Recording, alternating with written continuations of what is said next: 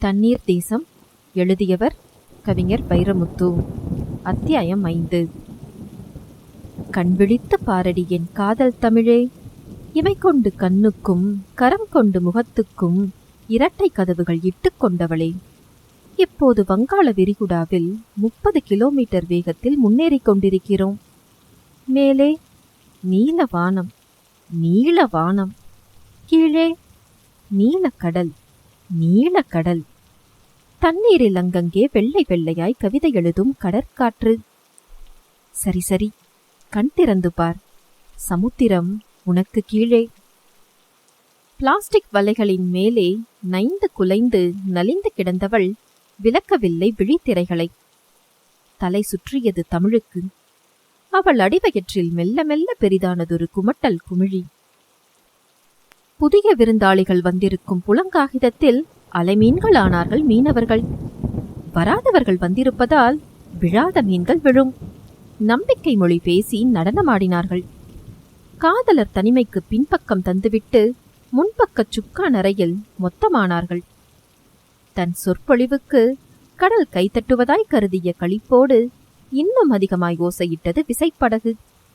காதலியை மடியில் போட்டவன் கண்களை கடலில் போட்டான். கண்ணு கெட்டிய மட்டும் கடலோ கடல். இது வியப்பின் விசாலம், பூமாதேவியின் திரவச்சேலை. ஏ தமிழா, உன் புலமை கண்டு புல்லரிக்கிறேன். இதன் பரப்பை வியந்தாய், பறவை என்றாய். ஆழம் நுழைந்தாய், ஆழி என்றாய். ஆற்று நீர், ஊற்று நீர், மழை நீர் மூன்றால் ஆனதென்று முன்னீர் என்றாய். வியந்து கிடந்தவன் உடைந்து கிடந்தவளை மடியில் அள்ளி ஒட்ட வைத்தான். ஏ தமிழ், என்ன இது? திற, கண்களை திற. கண்களால் கடல் விழுங்கு. விசைப்படகு விரையும் போது கடலோடு ஒரு வெள்ளி வீதி பார். அன்பு கொண்டவர்களை காணும்போது துயரம் மெல்ல மெல்ல மறைவது மாதிரி தூரத்து கரை மெல்ல மெல்ல தொலைவது பார். ததும்பும் தண்ணீர் ஊஞ்சல் மேலே அழகு பறவைகள் ஆடுவது பார். தப்பு செய்துவிட்டு வந்த கணவர்கள் தாழ்த்திரவா கதவுகளுக்கு வெளியே நிற்பது போல் துறைமுகத்துக்குள் அனுமதியில்லாத கப்பல்கள் தூரத்தில் நிற்பது பார். அங்கொன்றும் இங்கொன்றுமாய் கடற்பட்டாம்பூச்சிகளாய் மிதக்கும் கட்டுமரங்கள் பார். காசுக்கு மனம் மாறும் வஞ்சகர்களைப் போல அங்கங்கே நிறம் மாறும் கடல் பார். நீ ஏன் பயப்படுகிறாய்? தன்னை கடைந்து கடைந்து கடந்து விட்டானே என்று கடல்தான் மனிதனை பார்த்து பயப்படுகிறது. அவளை அவன் மில்லிமீட்டராய் மலர்த்த பார்த்தான். ஆனால் தன் புலன்களை பூட்டிக் கொண்டவள் திறக்கவே இல்லை. ஆடும் படகு ஆட ஆட அடிவயிறு அழுத்தியது அவளுக்கு. நிறந்தெரியாத பூச்சிகள் நெற்றி பொட்டில் பறந்தன. உள்ளே வளர்ந்து வளர்ந்து உடைய பார்த்தது குமட்டல் குமிழி. முகம் தூக்கி பார்த்தபோது அவன் கையில் பிசுபிசுத்தது அவள் கண்ணீர். அழுகிறாயா? கடல் நீரை மேலும் கரிக்க வைக்கிறாயா? கடலில் 3.6% உப்பு முன்னமே இருக்கிறது. அது போதும். எங்கே உன் இதழ் நீர் துப்பு? இனிக்கட்டும் கடல். ஏன் இப்படி என்னை சோதிக்கிறீர்கள்? அவள் எழுத்துக் கூட்டி விசும்பினாள். அவன் சின்முறுவல் பூத்தான். தன் மேல் விழும் மண்ணை சோதனை என்று சொன்னதுண்டா விதை? உளியின் உரசலை சோதனை என்று சொன்னதுண்டா சிலை? இது பயிற்சி, முளைக்க வைத்து முழுமையாக்கும் முயற்சி. சோதனை என்று சொல்லாதே பெண்ணே. சொடுக்கு விரலுக்கு சோதனை அல்ல. அவள் வயிற்றில் புறப்பட்ட வாந்தி நெஞ்சில் வந்து நின்றுவிட்டது. தன் இரு கரங்களால் அவள் தலை தாங்கி தவித்தாள். துவண்ட கொடி கண்டு துடித்தான் அவனும். இது கடல் நோய். ஒரு வகையில் இது ஒவ்வாமை. முதலாய் கடல் புகும் பலருக்கு இது வரவே வரும். கலங்காதே. சின்ன சின்ன சிரமங்களுக்கு உன் உடம்பை உட்படுத்து. எனக்கு இது தேவைதானா? அவள் கன்னத்தில் வழிந்த கண்ணீர் வாயில் விழுந்ததில் வார்த்தை நனைந்தது. தேவைதானா என்று கேட்டிருந்தால் தீயை அறிந்திருக்க முடியுமா? குரங்கிலிருந்து மனிதன் குதித்திருக்க முடியுமா? தூரத்தை நெருக்கியிருக்க முடியுமா? நேரத்தை சுருக்கியிருக்க முடியுமா? தேவைதான் முட்டைக்குள் இருக்கும் உயிரை மூச்சு விட வைக்கிறது. தேவைதான் உலக உருண்டைக்கு ஒரே பகல் கொண்டு வர யோசிக்கிறது. உணர்வுகளின் தேவை காதல், உணர்ச்சிகளின் தேவை காமம், உலகத்தின் தேவை உழைப்பு. இந்த தேவைகளின் வெவ்வேறு வடிவங்களே வாழ்க்கை. பெண் மீது காதலும் வெற்றி மீது வெறியும் இல்லையென்றால் இன்னும் இந்த பூமி பிறந்த மேனியாகவே இருந்திருக்கும். அவன் பேச்சுக்கு காது கொடுத்தது காற்று மட்டும்தான். அவளால் தாங்க முடியவில்லை. ஒவ்வாத சூழல், உடன்படவில்லை உடம்பு. ஏதோ ஒரு திசையில், ஆனால் மிக மிக பக்கத்தில் மரணம் மையம் கொண்டிருப்பதாய் பட்டது அவளுக்கு. என்னை கொல்லாதீர்கள், படகை திருப்புங்கள், படபடப்பாய் வருகிறது எனக்கு. அவன் இரு கரங்களாலும் அவள் முகம் அள்ளினான். வசதியில்லாத இடங்களிலும் வளைத்து வளைத்து முத்தமிட்டான். இடைவேளையில் பேசினான். இது ஓர் அனுபவம். படபடப்பு என்பது உயிருக்கு நேரும் உயர்ந்த அனுபவம். படபடப்பு இல்லை என்றால் பரிணாமம் இல்லை. முதலில் நிலாவுக்கு மனிதனை கொண்டு சென்ற விண்வெளி கலம் பூமிக்கு தெரியாத நிலாவின் மறுபக்கத்தில் சுற்றத் தொடங்க, விண்ணுக்கும் மண்ணுக்கும் ஒலி தொடர்பு அருந்து போக 33 நிமிடம் பூமியின் இதயம் படபடக்கவில்லையா? -27 டிகிரியில் எவரெஸ்ட் உச்சி தொட இன்னும் 400 அடிதான் இருக்கையில், அந்த தூரம் கடக்கும் வரைக்கும் ஆக்சிஜன் இருக்குமா என்று ஹிலாரி ஐயம் கிளப்ப, டென்ஷிங்கின் இதயம் படபடக்கவில்லையா?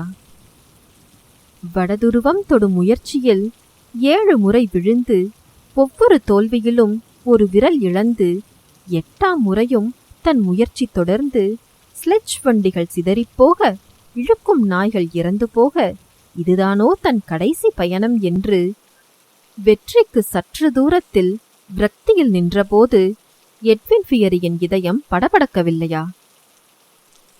இன்னும் 10 நாட்களில் கண்ணுக்கு கரை தெரியாவிட்டால் புறப்பட்ட இடத்துக்கே திரும்ப வேண்டும் என்று மாலுமிகள் போர்க்கொடி பிடிக்க, அந்த 9ஆம் ராத்திரியில் கொலம்பஸின் இதயம் படபடக்கவில்லையா? அவர்களை விடவா ஆபத்து உனக்கு? அவர்கள் உயிரை பணயம் வைத்து பயணம் செய்தவர்கள். நீ சுகமாக இருக்கிறாய். தாய்க்குரங்கின் பிடியில் இருக்கும் குட்டியைப் போல் நீ என் மடியில் பத்திரமாயிருக்கிறாய்.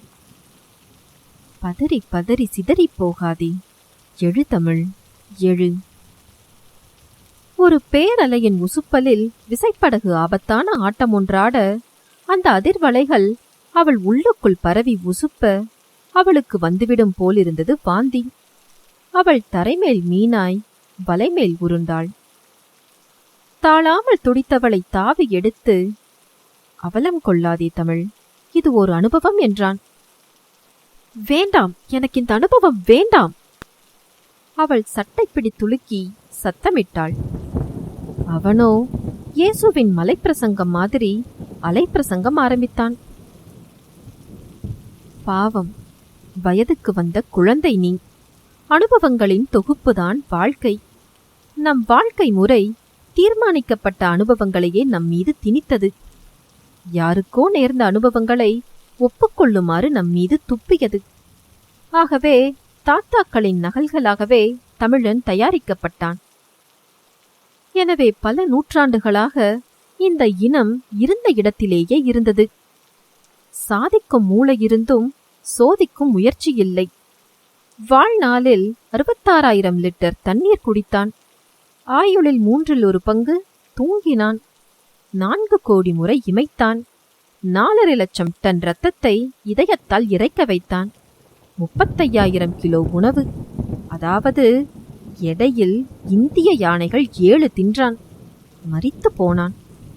இதற்குத்தானா மனித பிறவி? யாருக்கும் இங்கே குறைந்தபட்ச லட்சியம் கூட இல்லை. நமக்கேனும் வேண்டாமா? இற்றுப்போன பழைய இரும்பு வேலிகளை சற்றே கடக்க வேண்டாமா?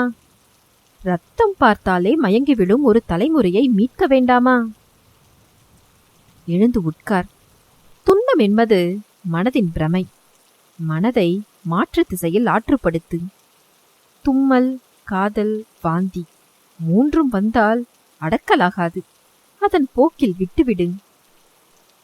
அவள் மெல்ல அசைந்தாள். கவிழ்ந்து கிடந்தவள் நிமிர்ந்து எழுந்தாள். கண் திறந்து கடல் பார்த்தாள். நடுக்கடல் கண்ட திடுக்கிடல் அவள் கண்ணில் தெரிந்தது.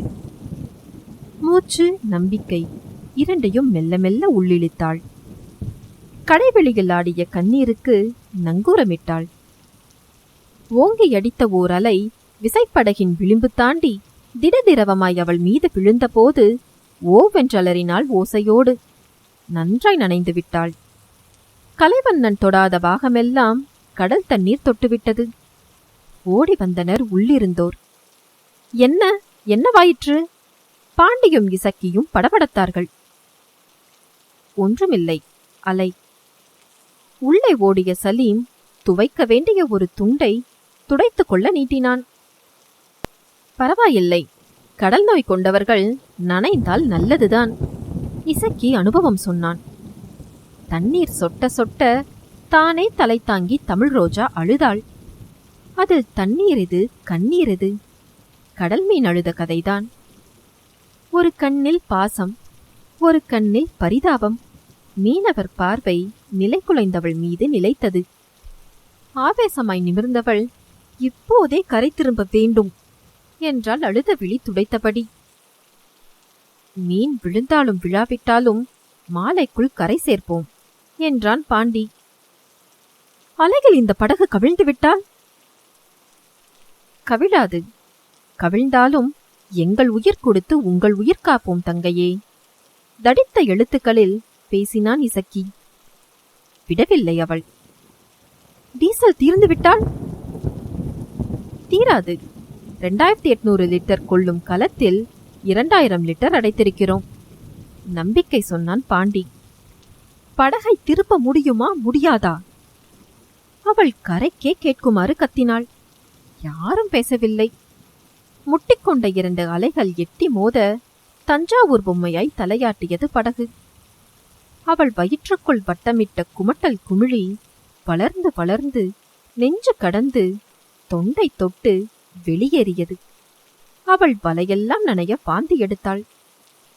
கலைவண்ணன் தன் கட்டை விரல் பதித்து அவள் நெற்றி பொட்டை அழுத்தினான். மீனவர் பதறினர். சலீம் மட்டும் கலைவண்ணனை கேட்டே விட்டான். தங்கை வாந்தி எடுக்கும்படி அப்படி என்ன செய்தீர்கள்? அடுத்த அத்தியாயத்தில் சந்திப்போம்.